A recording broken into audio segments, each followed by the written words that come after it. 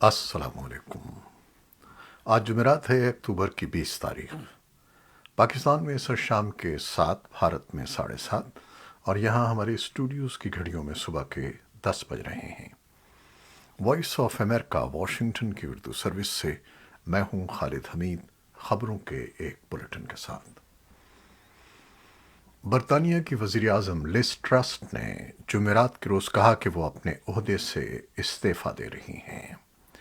Trust ने 10 Downing street के दफ्तर के बाहर खिताब करते हुए तस्लीम किया कि वो कंजर्वेटिव लीडर के लिए इंतखाब के दौरान किए गए वादों को पूरा न करते हुए अपनी पार्टी का एतमाद खो चुकी हैं। उन्होंने कहा कि मैं तस्लीम करती हूं कि हालात को देखते हुए मैं वो मैंडेट नहीं दे सकी जिस पर मुझे कंजर्वेटिव पार्टी ने मुंतखब किया था। इसलिए मैंने हिज मैजेस्टी द किंग से बात करते हुए उन्हें मुत्तला किया है कि मैं कंजर्वेटिव पार्टी के रहनुमा के ओहदे से इस्तीफ़ा दे रही हूँ। उन्होंने कहा कि आज सुबह उन्होंने 1922 कमेटी के चेयरमैन सर ग्राहम ब्रेडी से मुलाकात की और इस बात पर इत्तेफाक किया कि क़यादत का इंतखाब अगले हफ्ते के अंदर मुकम्मल हो जाएगा। ये इस बात को यकीनी बनाएगा कि हम अपने मालियाती मंसूबों की तकमील के रास्ते पर गामजन रहें और अपने मुल्क के माशी इस्तेहकाम और कौमी सलामती को बरकरार रखें। उनके इक़्तिसादी प्रोग्राम से मंडियों को झटका लगा और उनकी तकर्री के सिर्फ 6 हफ्ते बाद उनकी कंजर्वेटिव पार्टी में तक़सीम हुई।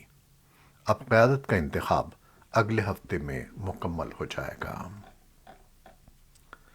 जॉर्जिया मेलोनी के बारे में तवक्को है कि वो इटली की नई वज़ीर आज़म होंगी। उन्होंने बुध के रोज़ दाएं बाजू के अपने इत्तेहादी शराकतदारों को ये कहकर नाराज़ कर दिया कि उनकी नई हुकूमत नेटो की हामी और यूरोप का मुकम्मल तौर पर एक हिस्सा होगी। उनका गैर मुफाहमती बयान उसके बाद सामने आया जब उनके क़दामत पसंद इत्तेहादी सिल्वियो बेर्लुस्कोनी ने रूसी सदर व्लादिमीर पुतिन के लिए अपनी हमदर्दी का इरादा किया और यूक्रेन के सदर पर जंग शुरू करने का इल्ज़ाम आयद किया।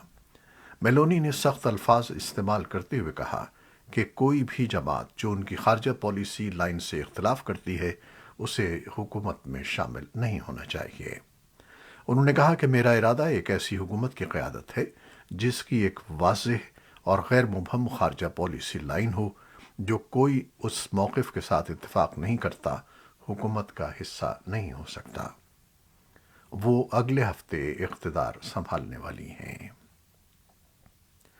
अफ़गानिस्तान में गुज़श्ता साल अगस्त में तालिबान के बरसर इक़्तिदार आने के 1 साल के दौरान पाकिस्तान में दहशतगर्द हमलों में 51% इजाफा रिकॉर्ड किया गया है। इस बात का इंकशाफ इस्लामाबाद में कायम गैर सरकारी इदारे पाक इंस्टीट्यूट फॉर पीस स्टडीज़ ने बुध को जारी होने वाली एक रिपोर्ट में किया है। रिपोर्ट के मुताबिक 15 अगस्त सन 2021 से 14 अगस्त सन 2022 के दौरान पाकिस्तान में होने वाले 250 दहशतगर्द हमलों में 430 से ज़ायद अफराद हलाक और 700 से ज़ायद ज़ख्मी हुए हैं। दूसरी जानिब 1 साल कबल इसी अरसे के दौरान पाकिस्तान में 165 दहशतगर्द हमले हुए जिनमें 290 से ज़ायद अफराद हलाक जबकि लगभग 600 ज़ख्मी हुए। ये रिपोर्ट एक ऐसे वक्त में जारी की गई है जब हाल ही में सूबे खैबर पख्तूनख्वा और बलूचिस्तान में भी दहशतगर्दी के हमलों में इजाफा हुआ है। अगरचे तालिबान का मौक़िफ़ है कि वह अफ़गानिस्तान की सरजमीन किसी दूसरे मुल्क के ख़िलाफ़ इस्तेमाल होने के क़तई तौर पर इजाज़त नहीं देंगे, लेकिन अक़वाम मुत्तहिदा की तरफ से अफ़गानिस्तान के बारे में जारी होने वाली रिपोर्ट में बताया जा चुका है कि इस बात के कोई शवाहिद नहीं है कि तालिबान हुकूमत अफ़गान सरजमीन पर मौजूद गैर मुल्की दहशतगर्द ग्रुपों की सरगर्मियों को महदूद करने के लिए कोई इक़दामात कर रही है। Chief justice of Pakistan justice Umar Ata Bandial ने कहा है कि किसी भी तरफ से कानून की खिलाफ वर्जी की सूरत में मुदाखलत करेंगे। किसी भी सियासी लीडर ने हमारे हुक्म की खिलाफ वर्जी की तो उसके संगीन नताइज होंगे। जुमेरात को चेयरमैन तहरीक इंसाफ इमरान खान के खिलाफ तौहीन अदालत केस की समाअत के दौरान चीफ जस्टिस उमर अता बंदियाल ने रिमार्क्स दिए कि आइन और कानून के मुताबिक इक़दामात उठाना انتظامیہ کی ذمہ داری ہے۔ اٹارنی جنرل اشتر اوصاف نے عدالت سے استدعا کی کہ عمران خان ایک بار پھر لانگ مارچ اور اسلام آباد کی جانب چڑھائی کا اعلان کر رہے ہیں، لہٰذا انہیں روکا جائے۔ جسٹس اعجاز الحسن نے اٹارنی جنرل کو مخاطب کرتے ہوئے کہا کہ آپ ایڈوانس میں ایسی صورتحال کے احکامات چاہتے ہیں جو ابھی سامنے نہیں آئی۔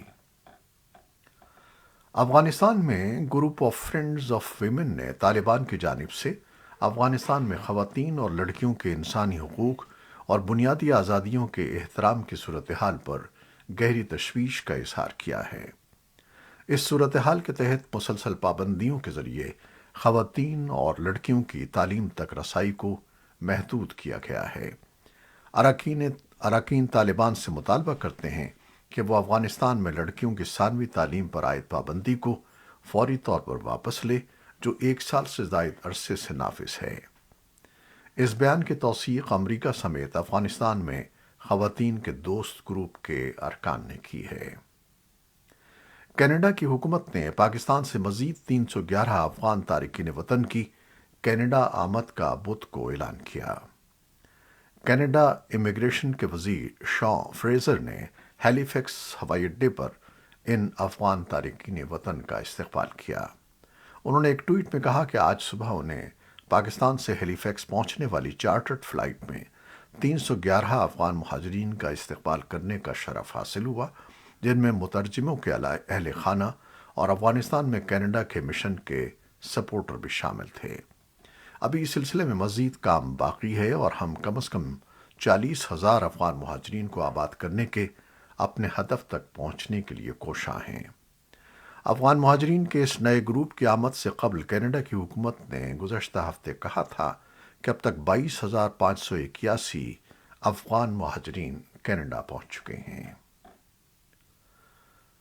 یوکرین روسی حملوں کے تناظر میں آج جمعرات سے بجلی کے استعمال پر پابندی لگا رہا ہے، کیونکہ ان حملوں سے ملک میں بجلی کے بنیادی ڈھانچے کے کچھ حصوں کو نقصان پہنچا ہے۔ یوکرین کے صدر ولادیمیر زیلنسکی نے بدھ کو دیر گئے ایک خطاب میں لوگوں سے توانائی کے تحفظ پر زور دیا۔ انہوں نے کہا کہ حکومت شہروں اور دیہاتوں میں اہم انفراسٹرکچر کے لیے موبائل پاور سپلائی پوائنٹس بنانے کے لیے کام کر رہی ہے۔ یورپی یونین نے روس کو ایرانی ڈرون فراہم کرنے والے اداروں پر جمعرات کو نئی پابندیاں عائد کرنے پر اتفاق کیا ہے۔ یہ ڈرون یوکرین پر حملے کے لیے استعمال کیے گئے تھے۔ یورپی یونین کی چیک صدارت نے جمعرات کو ایک ٹویٹ میں اس معاہدے کا اعلان کرتے ہوئے کہا کہ یہ یورپی یونین کے سفیروں کے ساتھ 3 دن کی بات چیت کے بعد سامنے آیا ہے اور جمعرات کی دوپہر سے نافذ العمل ہوگا۔ اس میں کہا گیا ہے کہ یورپی یونین 3 افراد اور ایک ادارے کے اثاثے منجمد کر رہی ہے جو ڈرون کی ترسیل کے ذمہ دار ہیں۔ اس سے مزید کہا گیا ہے کہ یورپی یونین ان 4 ایرانی اداروں کے خلاف پابندیوں میں توسیع کے لیے بھی تیار ہے جن پر پہلے بھی پابندیاں لگائی گئی تھیں۔ روسی افواج نے گزشتہ ہفتے کے دوران اپنے فضائی حملوں کو تیز کر دیا ہے اور یوکرین کے حکام نے ان حملوں میں استعمال ہونے والے ڈرونز کی شناخت ایرانی ساختہ دھماکہ خیز مواد سے لدے ڈرونز کے طور پر کی ہے۔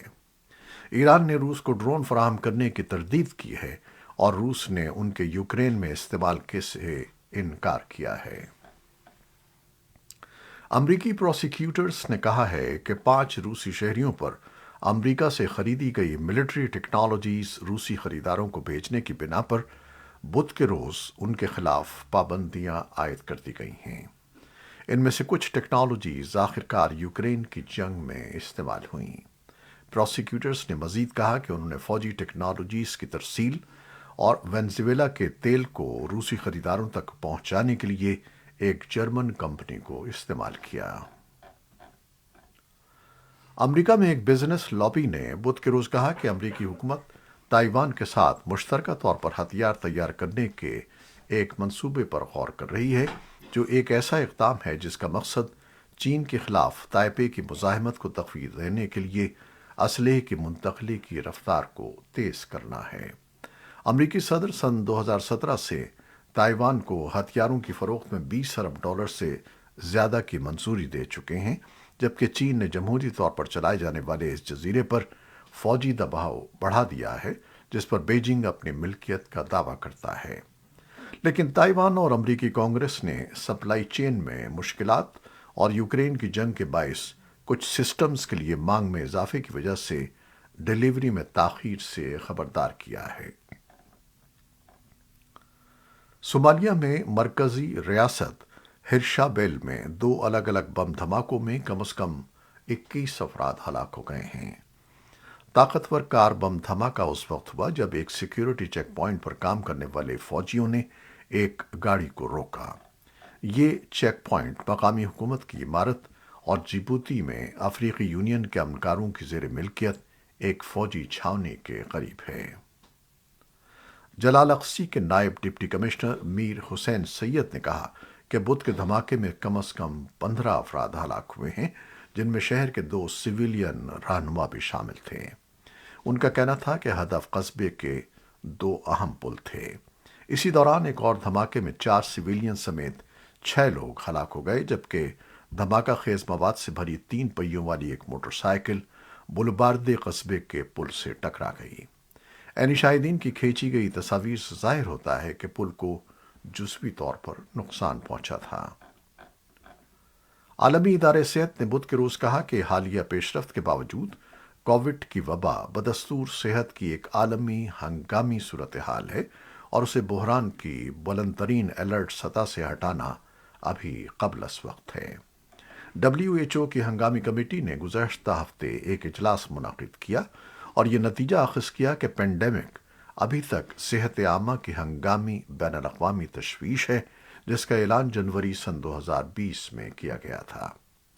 ادارے کے سربراہ ٹیڈروس ایڈھنم گیبریئس نے بدھ کو روزنامہ نگاروں کو بتایا کہ وہ کمیٹی کی ہدایت سے اتفاق کرتے ہیں۔